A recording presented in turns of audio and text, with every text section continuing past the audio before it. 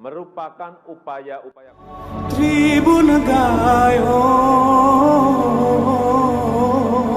di masa depan. Saudaraku, Presiden Republik Indonesia Joko Widodo berpidato dalam rapat paripurna DPR RI di Gedung Nusantara Senayan DKI Jakarta pada Selasa 16 Agustus 2022.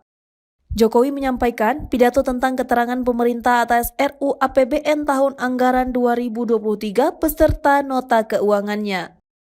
Pada rapat tersebut menyita perhatian publik terutama masyarakat Gayo, di mana saat Presiden Republik Indonesia menyampaikan pidato kenegaraannya, ia diapit oleh pengawal dengan mengenakan pakaian adat Gayo.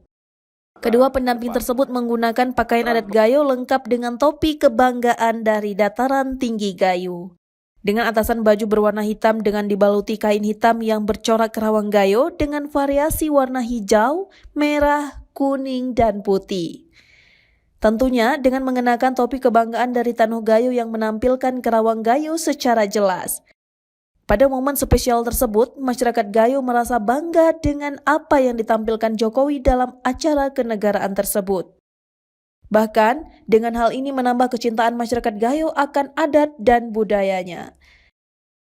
Sedangkan, dalam penampilan tersebut Jokowi mengenakan setelan jas formal seperti pada acara-acara kenegaraan biasanya.